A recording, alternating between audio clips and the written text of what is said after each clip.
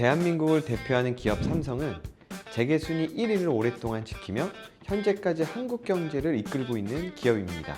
삼성이 지금의 위치까지 성장할 수 있었던 데에는 이 창업주 이병철 회장 이후에도 자녀들이 경영을 계속 이어가며 각자의 영역에서 회사를 성장시켜온 이유도 있는데요. 그 중에서 많은 사람들에게는 조금 낯설게도 느껴질 수 있는 사업이 하나 있습니다. 바로 호텔 사업입니다. 처음에는 큰 주목을 받지 못한 사업이었지만 이 세계적인 호텔 브랜드로 성장시킨 인물이 있습니다. 호텔 운영을 넘어 면세점과 관광산업까지 연결하였고 루이비통을 전 세계 최초로 면세점으로 입점시키기도 하고 재산은 약 5조 원으로 국내 여성 부호 2위, 포브스 선정 세계에서 가장 영향력 있는 여성에서 유일한 한국인으로 순위에 들기도 했죠. 최근에는 아들의 졸업식에 등장해 화제가 되었기도 했던 인물입니다. 오늘 이야기의 주인공은 바로 삼성가 여성 최초 CEO 호텔신라의 사장 이부진입니다.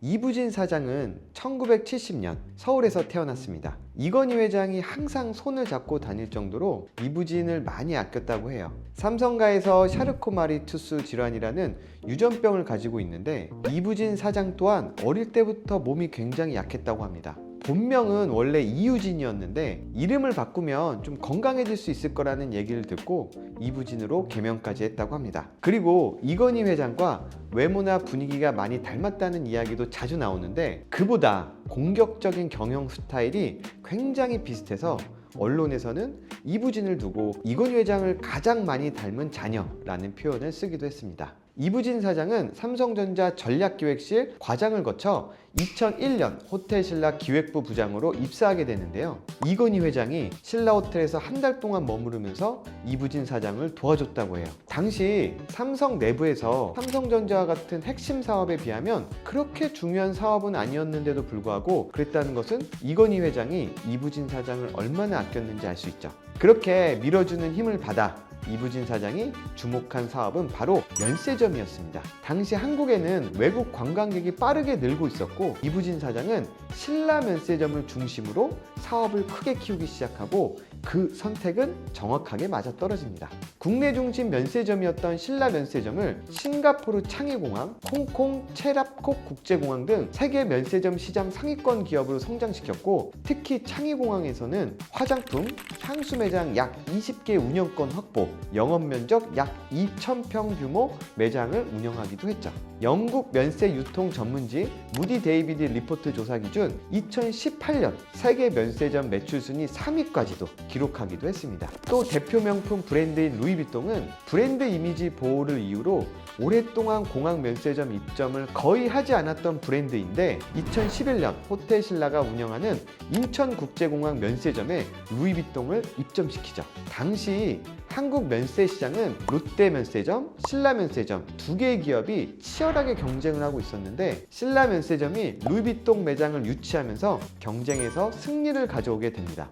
이후 샤넬도 롯데 면세점에서 신라 면세점으로 이동하면서 승리를 붙이게 되죠. 이렇게 신라 면세점을 글로벌 면세점 기업으로 성장시키면서 이부진 사장은 경영 능력에서도 높은 평가를 받게 됩니다. 그런데 이부진 사장이 사람들에게 주목받는 이유는 단순히 경영 성과 때문만은 아닙니다. 오히려 많은 사람들이 기억하는 장면은 따로 있습니다. 바로 한 택시기사와 관련된 일화인데요. 2014년 서울 신라호텔에서 한 80대 택시기사가 호텔 정문 앞에서 차량을 통제하지 못하고 그대로 돌진하면서 호텔의 회전문을 들이받는 사고가 났고 피해 규모는 약 5억 원 정도로 추산됐습니다. 택시보험으로 보상할 수 있는 금액은 약 5천만 원 수준이었고 나머지 4억 원이 넘는 금액은 개인이 배상해야 되는 상황이었습니다. 고령의 택시기사에게는 사실상 감당하기 어려운 금액이죠.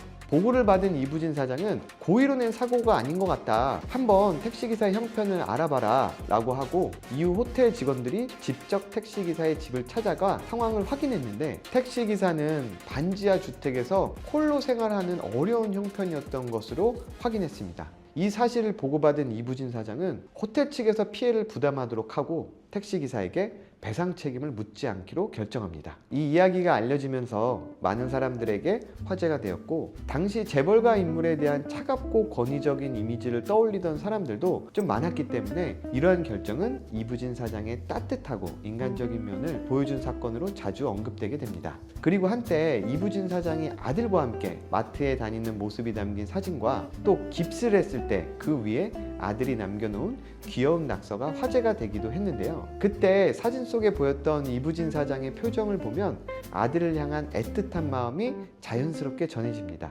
최근에는 이부진 사장이 아들의 졸업식에 직접 참석해 또 한 번의 화제가 되기도 했는데요. 대한민국을 대표하는 호텔 기업을 이끄는 경영자이지만 아들의 졸업식에서만큼은 다른 부모들과 다르지 않은 한 명의 학부모인 건 어쩔 수 없나 봅니다. 졸업식에서 노래를 부르는 아들을 보며 두 손을 모아 감동을 받는 모습이 기억에 많이 남네요.